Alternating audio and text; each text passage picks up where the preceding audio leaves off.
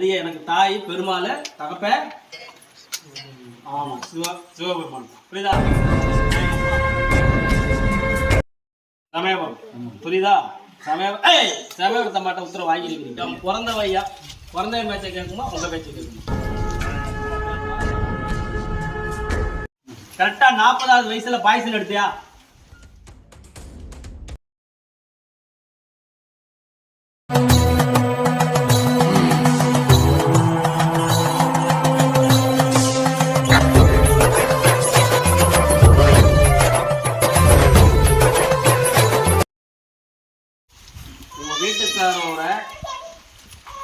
உங்க வீட்டுக்காரருக்கு 40 வயசுல ஆயுசு முடியுதுன்னு ஜாதகாரன் சொல்லிட்டான்.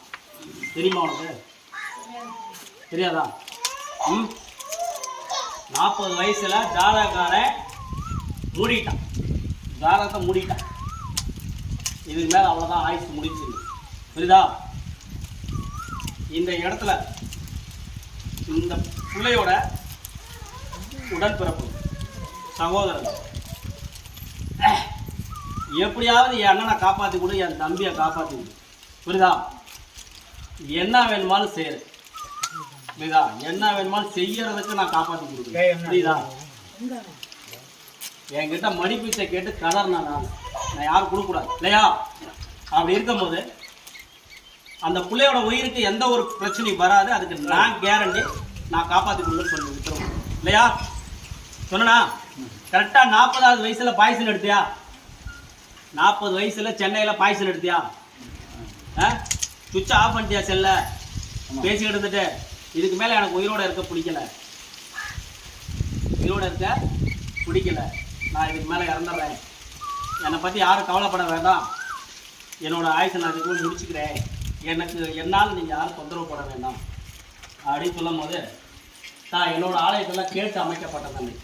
புரியுதா? டக்குன்னு அப்படி நான் என் வாழ்க்கையை முடிச்சுக்கிறேன்னு சொல்லிட்டு செல்லை ஆஃப் பண்ணால் என்ன பண்ணுவேன்? செல்லை சுவிட்ச் ஆஃப் பண்ணிட்டேன் என்ன பண்ணுவேன்? கதற அப்படிட்டேன் இல்லையா? அப்போ நான் இன்னும் ஒரு அரை மணி நேரத்தில் அந்த பிள்ளைகிட்ட வந்து உனக்கு ஃபோன் வரும். நான் கருப்பசாமி அந்த ஃபோன் வரலன்னா நான் சாமி கருப்பசாமி இந்த இடத்துல சத்தியா இல்லைன்னு நினச்சிட்டேன் அப்படின்னு சொல்லி இந்த பிள்ளையோட உடன் பிறப்புகிட்ட சொன்னேன். புரியுதா? அப்படி இது பண்ணால் என்ன சாமி பண்ணேன்? உயிருக்கு உயிர் பிச்சை கொடுக்கணும், உயிருக்கு உயிர் களி கொடுக்கணும், என்னோட இடத்துல ஒரு சேவல் கொடுக்கணும், எனக்கு ஒரு குவார்டர் கொடுக்கணும். திருப்பட்டூரில் போய் உன்னோட ஜாதகத்தை வச்சு போய் மறுஜென்மத்துக்கு இது பண்ணணும். நான் அங்கே போய் நான் அவர்கிட்ட நான் பேசிக்கிறேன், பெருமாள்கிட்ட நான் பேசிக்கிறேன். புரியுதா? எனக்கு தாய் தகப்பன் யாரு? பெருமாள் தான். புரியுதா? அது எனக்கு தாய் பெருமாள் தகப்பன் ஆமாம் சிவபெருமான் தான். புரியுதா? நான் எங்கள் அப்பா அம்மாட்ட பேசிக்கிறேன் அப்படின்னு சொல்லிட்டேன் இல்லையா?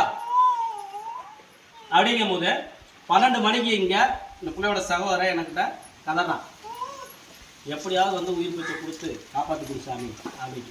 அரை மணி நேரத்தில் திருப்பி செல்ல ஆன் பண்ணி ஃபோன் பண்ணியா? திருப்பி ஃபோன் பண்ணி ஒன்றும் பிரச்சனை இல்லை, பயப்படாதீங்க, நான் எதுவும் பண்ணிக்க மாட்டேன், மனசு சரியில்லை, சரி பண்ணிக்கலான்னு தோணுச்சு, இப்போ திருப்பி வந்து என்னன்னு தெரியல, ஏதோ வந்து தடுக்குது மனசில், ஏதோ எது தடுக்குது? ஆமாம், நான் தான் தடுத்தேன் இல்லையா? நான் தான் தடுத்தேன்.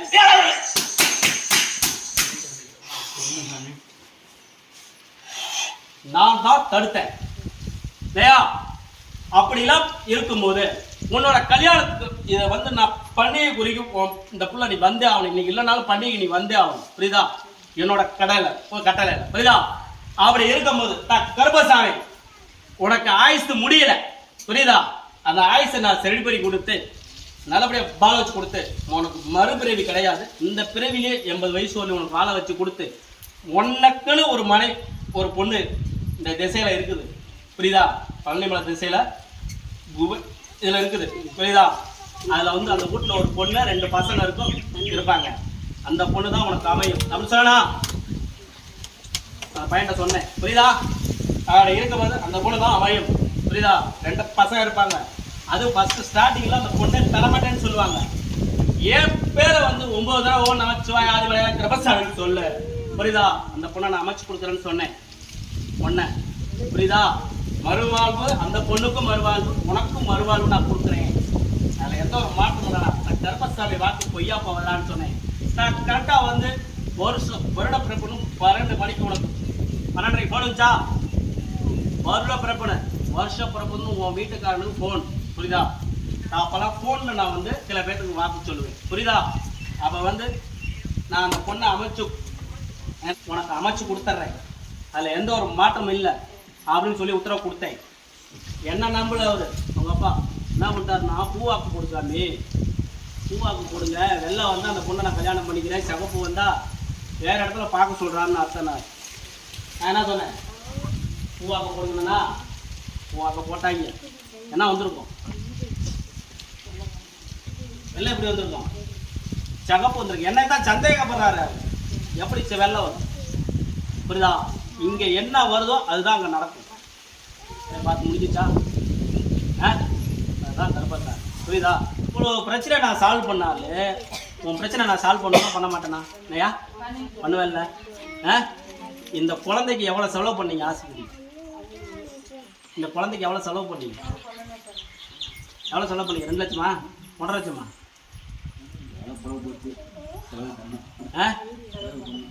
அந்த டைம்ல ஏதாவது ஒரு யோசிச்சு நம்ம இவரோட ஆலயத்துக்கு போயிருந்தா அந்த குழந்தைய இது பண்ணிக்கலாம். அந்த டைம்ல சார் நீ அப்புறம் அண்ணன் இதாகிட்டான், கோயில் போகக்கூடாது வரக்கூடாது எல்லாமே அந்த டைம்ல எல்லாம் ஒரே ஆஸ்பத்திரி இருக்கும் போதெல்லாம் அப்படிலாம் கிடையாது. ஆமாம் சார், ஆஸ்பத்திரி இருக்கிறது கிடையாது. உனக்கு நான் உத்தரவு கொடுத்தேன், உங்க அண்ணன் கிட்ட, உங்க அண்ணன் கிட்ட நான் உத்தரவு கொடுத்தேன். இங்க வந்து அந்த பிரச்சனை தீர அந்த குழந்தைய நான் இது பண்ணி கொடுக்குறேன். அப்பவும் நான் ஒரு விஷயம் உங்களுக்கு சொன்னது, புரியுதா? அந்த குழந்தைக்கு இப்போவும் சொல்றேன், எந்த பிரச்சனையும் வராது. ஏன்னா நான் கொடுத்த உத்தரவு, புரியுதா? இது பண்ணிட்டு பிறந்தவங்கிட்டையும் வந்து உத்தரவு வாங்கியிருக்கிறீங்க, புரியுதா? சமயபம், புரியுதா? சமயபுரத்தை மாட்ட உத்தரவு வாங்கியிருக்கிறீங்க, புரியுதா? நான் வந்து என் பிறந்தவன் பேச்சை கேட்குமா உங்க பேச்சை கேட்குமா? என் பிறந்தவன் பேச்சை கேட்குமா உங்க பேச்சை கேட்குமா? ஆமா, என்கிட்ட வந்து இது பண்ணுச்சு. நான் அப்பயே சில விஷயங்கள் இது பண்றது, புரியுதா? என்கிட்ட வாதாடும் போது அந்த குழந்தையோட உயிருக்கு எந்த ஒரு பிரச்சனையும் வராது. ஆனால் ஆயுசுக்கு இவங்க செலவு பண்ணிக்கிட்டே தான் இருக்கணும், பிரச்சனை உருவாகிட்டு தான் இருக்கும், லட்சக்கணக்கில் செலவு பண்ணிட்டு தான் இருக்கணும். சகோதரன், புரியுதா? இது பண்ணிட்டு தான் இருக்கும். அப்பயாவது வந்து சில விஷயங்களை இந்த மாதிரி பண்ணுறதுனால தான் இது நமக்கு வருதா அப்படின்னு யோசிப்பீங்க, புரியுதா? நீ பொழைச்ச பொழைப்புக்கு இப்போ எப்படி பழைக்கிற? உன் வீட்டுக்காரன் பொழைச்ச பொழைப்புக்கு 2 கடை புதுசாக வச்சுருக்கு. இந்த மாதிரி வாழ்க்கையில் முன்னுக்கு வர முடியுதா? இப்படித்தான் போகும், புரியுதா? சரி, ரைட், சரி பண்ணலாம், சாப்பிடும்.